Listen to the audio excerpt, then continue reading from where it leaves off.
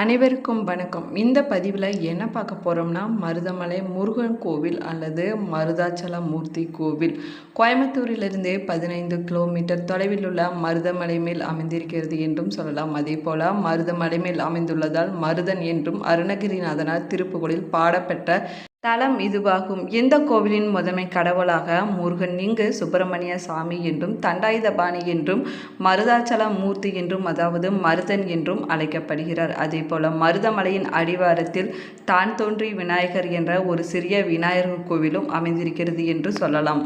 போல முருகப்பெருமானின் 7வது படைவீடாக சொல்லப்படுவது மருதமலையாகும். போல முருகன் கோவிலுக்கு பக்கத்தில் பாம்பாட்டி சித்தரின் குகை கோவிலும் அமைந்திருக்கிறது என்றும் சொல்லலாம்.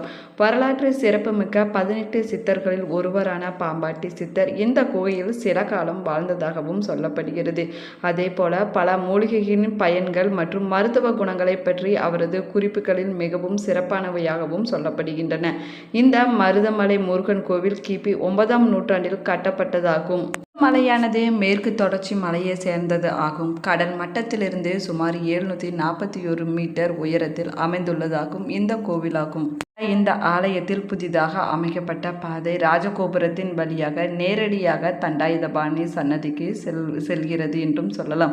அதே போல ராஜகோபுரம் நுழைவாயிலை தாண்டினால் கல்லாலான கொடிமரத்துக்கு முன் வலம்புரி விநாயகர், அவர் முன்பு வைக்கப்பட்டுள்ள பெரிய மயில்முக குத்து விளக்கு, அடுத்தது உலோக கொடிமரம் மற்றும் மயில் வாகனங்கள், மும்மண்டபத்தின் வரதராஜ பெருமாள் சன்னதியும் அமைந்திருக்கின்றன. அதே போல அர்த்த மண்டபத்தின் கருவறையின் நுழைவாயில் இருபுறத்திலும் விநாயகர் இடதுபுறமும் வீரபத்ரர் வலதுபுறமும் காணப்படுகின்றன. அது மட்டுமில்லாமல் கருவறையின் தண்டத்துடன் காட்சி தரும் தண்டாயுதபாணி என இந்த கோவில் அமைக்கப்பட்டுள்ளது என்றும் சொல்லலாம். அதே போல வலம்புரி விநாயகரின் முன்னுள்ள மயிர்முக விளக்கின் அடிப்புற அமைப்பு வடிவமும் அதனை தொடர்ந்து மேற்கு தண்டில் உள்ள பாம்பு உருவங்களும் குறிப்பிடத்தக்கவையாகும். இது தனிப்பட்ட முருகன் கோவிலாக இருந்தாலும் கூட இங்கு முருகன், சோமஸ்கந்தனாக வெளிமண்டபத்தின் வலதுபுறம் பட்டீஸ்வரர், இடதுபுறம் மரகதம்பிகை சன்னதிகளும் காணப்படுகின்றன. அது மட்டுமில்லாமல் மரகதம்பிகை சன்னதிக்கு எதிராக வெளிமண்டபத்தில் நவகிரகங்கள் சன்னதியும் அமைந்திருக்கின்றன என்றும் சொல்லலாம். மட்டுமில்லாமல் தட்சிணாமூர்த்தி, லிங்கோத்பவர், துர்க்கை அம்மன் மற்றும் சண்டிகேஸ்வரர் ஆகியோருக்கு வெளிமண்டப சுவற்றில் தனித்தனி சன்னதிகளும் அமைந்திருக்கின்றன என்றும் சொல்லப்படுகிறது. அதே போல மலையின் அடிவாரத்திலிருந்து நடைபயணமாக செல்லும்போது பாதையின் தொடக்கத்தில் தானொன்றி விநாயகர் சன்னதியும் அமைந்திருக்கிறது. சற்று மேலே சென்றால் இடும்பன் சன்னதியும் அமைந்திருக்கிறது என்றும் சொல்லலாம். அது மட்டுமில்லாமல் மலையின் மீது சென்றதும் அங்கிருந்து கோவிலுக்கு செல்லும் இறுதி படிக்கட்டுகள் ஆதி மூலஸ்தானத்திற்கு நேர் எதிரே அமைந்திருக்கின்றன என்றும் சொல்லலாம். இந்த பாதை வழி செல்பவர்கள் ஆதி மூலஸ்தானத்தின் சுயம்புவாக உள்ள சுப்பிரமணியர், வள்ளி தெய்வானையும் அதற்கடுத்து பஞ்சமுக விநாயகரும் வழிபட்ட பின் தண்டாயுதபாணி சன்னதிக்கு செல்லலாம். மலையில் மூலவராக சுப்பிரமணிய சாமி அதாவது தண்டாயுதபாணி மருதாச்சலமூர்த்தி ஆவார். உற்சவரும் அவரே ஆவார். அம்மன் தாயார் வள்ளி தெய்வானை ஆவார்கள். மருதமலையின் தலைவிருச்சக மரமாக மருத மரம் காணப்படுகிறது. அதே போல தீர்த்தம் மருத தீர்த்தம் என்றும் சொல்லப்படுகிறது. மருதமலை கோவிலின் ஆதி மூலஸ்தானத்தில் சுப்பிரமணியர், வள்ளி தெய்வானையுடன் மூவரும் சுயம்பலிங்க வடிவில் காட்சியளிக்கின்றனர். இங்கு வள்ளியின் சுயம்பு உருவம் தெய்வானையை விட சற்று உயரமாகவும் காணப்படுகிறது. அது மட்டுமில்லாமல் ஆதி மூலஸ்தான கருவறை விமானமும் முன்புறம் தைப்பூச கல்யாண உற்சவ மண்டபம் புதிதாக கட்டப்பட்டுள்ளன என்றும் சொல்லலாம். அதே போல முருகப்பெருமான் அமர்ந்து அருள் புரியும் அற்புத தலங்களில் ஒன்றாக சொல்லப்படுவது மருதமலையாகும். குன்றிருக்கும் இடமெல்லாம் குமரன் இருக்கும் இடம் என்பது வாக்காகும். போல முருகப்பெருமான் அமர்ந்து அருள் புரியும் அற்புதமான தலங்களில் ஒன்றுதான் மருதமலையாகும். மருதமலை முருகனின் அருள் பெற்ற பாம்பாட்டி சித்தர் முருகனுக்கு புதிய சிலையை வடிவமைத்தார் என்றும் சொல்லலாம். இந்த சிலையே கருவறையில் இருக்கிறது என்றும் சொல்லப்படுகிறது. அது மட்டுமில்லாமல் 2 கரங்களுடன் உள்ள இந்த முருகப்பெருமான் பழனி முருகனைப் போலவே கையில் தண்டத்துடனும் இடது கையை இடுப்பில் வைத்தபடி தண்டாயுதபாணியாக பக்தர்களுக்கு அருள்பாலித்து வருகிறார் என்றும் சொல்லலாம். அது மட்டுமில்லாமல் தலைக்கு பின்புறம் குடுமியும் காணப்படுகிறது. காலில் தண்டை அணிந்திருக்கிறார். தினமும் ராஜ அலங்காரம், விபூதி காப்பு, சந்தன காப்பு என 3 வித அலங்காரங்களுடன் பக்தர்களுக்கு காட்சி அளித்து வருகிறார் மருதமலை முருகன். மருதமலையில் விசேஷ நாட்களில் வெள்ளிக்காப்பும், கிருத்திகை மற்றும் தைப்பூச நாட்களில் தங்க கவசமும் அணிவிக்கப்படுகின்றன முருகப்பெருமானுக்கு. அதே போல அர்த்தஜாம பூஜையில் மட்டுமே இத்தல இறைவனை தண்டாயுதபாணியாக சுய ரூபத்தில் தரிசிக்க முடியும் என்றும் சொல்லலாம். அது மட்டும் இல்லாமல் இறைவனுக்கு ஆபரணம், கிரீடம் என எதுவும் இல்லாமல் வேட்டி மட்டும் அணிந்திருக்கிறார் என்றும் சொல்லப்படுகிறது. இங்கு மலைப்பாறைக்கு மத்தியில் உள்ள குகையில் பாம்பாட்டி சித்தர் சன்னதியும் காணப்படுகிறது. வலது கையில் மகுடி, இடது கையில் தடியும் வைத்து இவர் அருள் பாலிக்கிறார் என்றும் சொல்லலாம். அதே போல இவருக்கு அருகில் சிவலிங்கம், நாகர் திருமேனி கல்லும் காணப்படுகின்றன.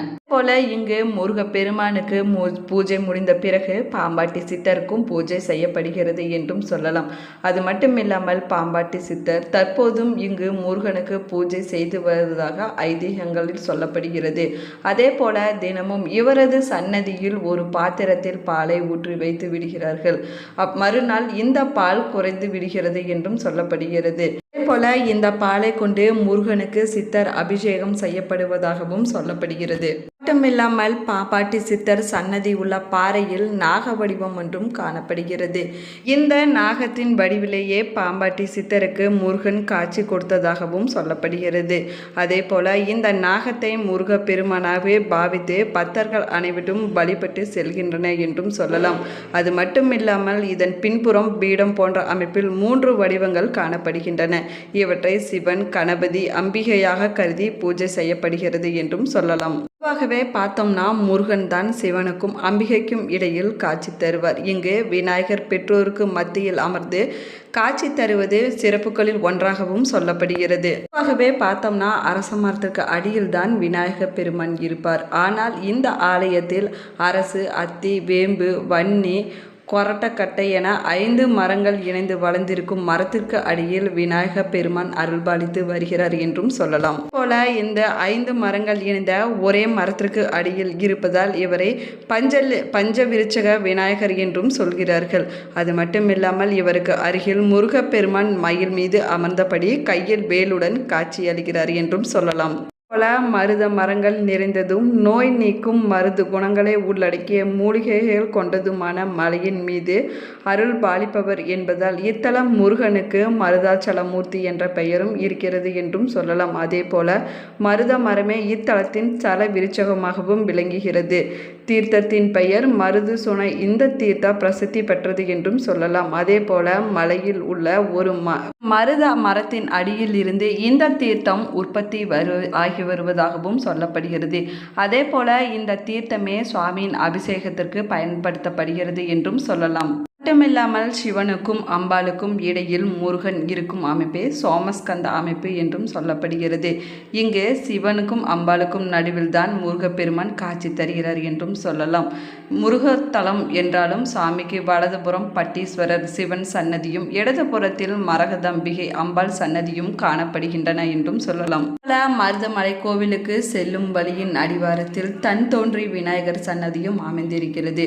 அதே போல இங்கு விநாயகர் சுயம்புவாக காட்சியளிக்கிறார். அது மட்டும் இல்லாமல் யானை தலை மட்டும் உள்ள இவருக்கு உடல் அமைப்பு இல்லை என்றும் சொல்லலாம். அதே போல இவர் மலையில் உள்ள முருகன் சன்னதியை நோக்கி தும்பிக்கையை நீட்டி காட்சி தருவது சிறப்பம்சமாகவும் சொல்லப்படுகிறது. போல இந்த தன் தோன்றி விநாயகருக்கு பக்கத்திலேயே மற்றொரு விநாயகர் சிலை பிரதிஷ்டை செய்யப்பட்டுள்ளதாகவும் சொல்லலாம்.